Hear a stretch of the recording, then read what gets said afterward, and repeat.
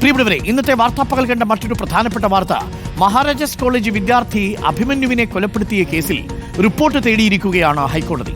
വിചാരണ വൈകുന്നതിന് എതിരായ ഹർജിയിലാണ് ഹൈക്കോടതിയുടെ നടപടി. എറണാകുളം പ്രിൻസിപ്പൽ സെഷൻസ് കോടതിക്കാണ് നിർദ്ദേശം നൽകിയത്. കുറ്റപത്രം നൽകി 6 വർഷം കഴിഞ്ഞിട്ടും വിചാരണ ആരംഭിച്ചിട്ടില്ലെന്ന് അഭിമന്യുവിന്റെ അമ്മയുടെ ഹർജിയിൽ പറയുന്നു. SFI ഇടുക്കി ജില്ലാ കമ്മിറ്റി അംഗമായിരുന്ന അഭിമന്യുവിനെ 2018 കുത്തിക്കൊലപ്പെടുത്തിയത്.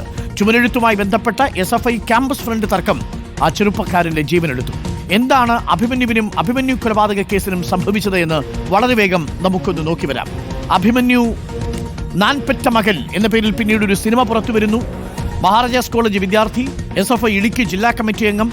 ചുമരെഴുത്ത് തർക്കത്തിനിടയിൽ ക്യാമ്പസ് ഫ്രണ്ടും SFIയും തമ്മിലുള്ള സംഘട്ടനത്തിനിടയിൽ 2018 ജൂലൈ മാസം 2 അഭിമന്യുവിനെ ക്യാമ്പസ് ഫ്രണ്ടിലെ പ്രവർത്തകർ കുത്തിക്കൊന്നതായി വാർത്ത വരുന്നത്. പ്രതികൾ മുഴുവനും ക്യാമ്പസ് ഫ്രണ്ട് പ്രവർത്തകർ. നൊമ്പരമായി അമ്മ ഭൂമതിയുടെ നിലവിളി, അമ്മയുടെ നിലവിളിയായിരുന്നു നാൻപെറ്റ മകനെ എന്നുള്ളത്. നമ്മളുടെയൊക്കെ ചങ്കിൽ വിങ്ങിപ്പൊട്ടി നിന്ന നിലവിളിയായി മാറി നാൻപെറ്റ മകനെ.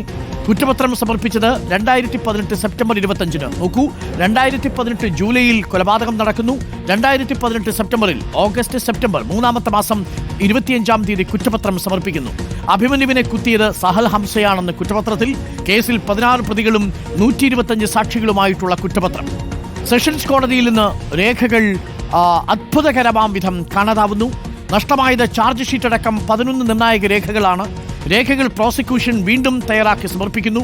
നിർണായകമായ സാക്ഷികൾ മഹാരാജാസ് വിദ്യാർത്ഥികളായിരുന്നു. എല്ലാവരും പഠനം പൂർത്തിയാക്കി കോളേജ് വിട്ടപ്പോൾ വിചാരണ തുടങ്ങാൻ തടസ്സമായി. ഉപരിപഠനത്തിനും ജോലിക്കുമായി വിദേശത്തേക്ക് പോയവരും സാക്ഷിപ്പട്ടികയിൽ ഉൾപ്പെടുന്നു. സാക്ഷികളെ സ്വാധീനിക്കാൻ പ്രതിഭാഗം ശ്രമിക്കുന്നതായി ഇതിനിടയിൽ റിപ്പോർട്ട് വരുന്നു. വിചാരണ ആരംഭിക്കാൻ വൈകിയതെന്ത് എന്നാണ് ഹൈക്കോടതി ഇന്ന് ചോദിച്ചത്. 2018 നടന്ന കൊലപാതകത്തിൽ 2018 സെപ്റ്റംബറിൽ കുറ്റപത്രം സമർപ്പിച്ച കേസിൽ 6 വർഷമായിട്ടും എന്തുകൊണ്ട് വിചാരണ തുടങ്ങുന്നില്ല? റിപ്പോർട്ട് നൽകാൻ സെഷൻസ് കോടതിക്ക് നിർദ്ദേശം നൽകുന്നു. ഇടപെടൽ അമ്മ ഭൂമതിയുടെ ഹർജിയിലാണ്. കേസ് ജനുവരി 17 പരിഗണിക്കുമെന്നാണ് ഹൈക്കോടതി അറിയിച്ചിരിക്കുന്നത്. അങ്ങനെയാണെങ്കിൽ 8 വർഷമായി കേരളത്തിന് നൊമ്പരമായി മാറിയ അഭിമന്യുവിന്റെ വിഷയത്തിൽ വിചാരണ വൈകിപ്പിക്കാൻ ബോധപൂർവമായ ശ്രമം നടന്നിട്ടുണ്ടോ? പ്രോസിക്യൂഷന്റെ ഭാഗത്തുനിന്ന് അലംഭാവം സംഭവിച്ചിട്ടുണ്ടോ? എന്താണ് സംഭവിച്ചത് എന്നത് ജനുവരി മാസം നമുക്കറിയാം.